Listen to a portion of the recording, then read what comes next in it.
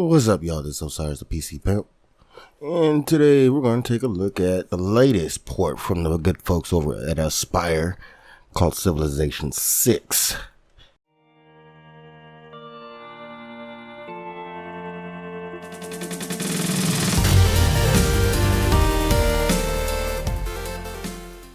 So, I'm not going to act like I know anything about Civilization, because I have about 30-something hours in Civilization 5, and although I think it's a great game, it's just not a game that I put a lot of time into.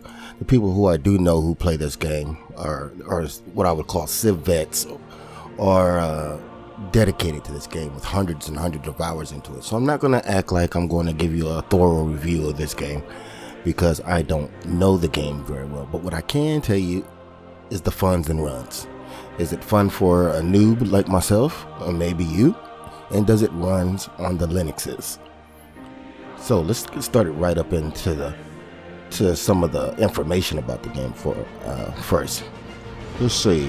SteamOS and Linux required specs according to Aspyr are Ubuntu 16.04 or the latest version of SteamOS as your operating system, obviously. For your CPU, you will need a Intel Core i3 530 or AMD A8 3870 or above. And that says for CPU speed 2.930, so you might as well just say 3 gigahertz CPU, but yeah, I don't know. That's what they recommend. Well, actually, that's the minimum requirements. They say that you need 6 gigs of memory or RAM, 15 gigs of hard disk space, and NVIDIA GeForce 650 or above. Right now, AMD GPUs and Intel GPUs or iGPUs are not supported, officially supported, I should say. But I can tell you that it does run on AMD hardware, so I guess if you do have AMD, you could always try the game out.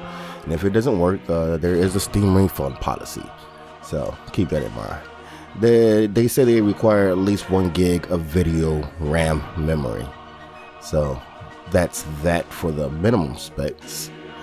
So the game is $59.99 because it's relatively brand new AAA title, legendary in its genre, I guess. Yes, this is a full-fledged $60 game. Of course, there's Steam sales though. What is interesting though is you can buy a Steam controller and Civ 6 package, $90, which is about $20 off. But it's interesting that they are giving that as an option. So that's awesome. But it's interesting that that's there, and it's kind of cool. Maybe SteamOS or the idea of Steam machines really isn't dead. If you go to the Steam page, and you'll see that user reviews overall are mostly positive out of 20,000 reviews, but the most recent 1,300 reviews is mixed. So if I scroll down to the bottom of the page and look at the reviews here, indeed, most of the latest reviews are negative. Now let's see why. Let's just take a look at a couple of these. Somebody complains that they yanked mod support. I don't know if that's important to you, but it's obviously important to him. People are continually complaining about the AI. This guy, quote unquote, says AI is schizophrenic and utterly moronic. I don't know. Like I said, I'm not a Civ veteran, but these people are really upset about the AI. As much as I've played so far, I can say, at least from a newcomer's perspective, I don't mind it. But like I said, I'm a casual, so that's that. Now, on to if it runs on Linux. Obviously, it does run on Linux, or I wouldn't be able to make this video. If you compare the performance, let's preface the idea that the performance in comparison to Windows is always going to be a little bit unfair due to porting overhead. But I will also say in the past that Aspyr has made really good, really great, actually, ports. Aspyr is the same people who bought you Star Wars Knights of the Old Republic. Knights of the Old Republic, 2. Borderlands, a pre-sequel, and Borderlands 2, Civilization 5, Layers of Fear, Geometry Wars, and Sid Meier's Civilization Beyond Earth. So they had, and all those games run really well on Linux. So let's start with that. But if you actually look at the benchmarks that are provided on that people are provided online, you'll see that you're typically getting 50 to 60% less. 40 to 50% less performance than you are on Windows. Now, I have a GTX 780, relatively old card, I would guess. It's not the bottom of the barrel, but it's not exactly the greatest. And I could pretty much VSync this game and play it at 60, pretty much locked. But you have to have a lot of video RAM to run this at max ultra. And so you're gonna have to really fiddle with that stuff, because I'm gonna assume that most people don't have I think I saw somewhere that you needed 6 gigs of video RAM or something like that. And I don't think a lot of people have 6 gigs. I think most people probably have GTX 970s or somewhere in that range. So keep that in mind. But I will say I did YOLO try to play it at ultra, and it ran at about 20 frames per second. It still wasn't that terrible, but here's the takeaway: it really didn't look much different. So keep that in mind when you're fiddling with your settings. Don't be afraid to turn down some settings, and you're not really missing anything. Not in my opinion. As far as if it runs on Linux, it runs on Linux. It runs pretty well. Like I said, I could get it to lock at 60.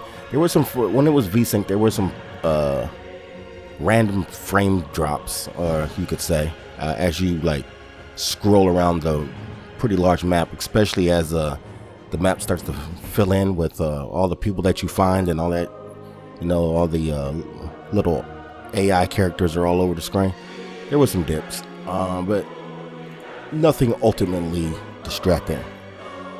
As a person who is not really invested in this type of game, which is a turn-based strategy, I guess is the way you can describe these things, I find this game to be fun. And this game is much more easier to get into than Civilization 5, in my opinion.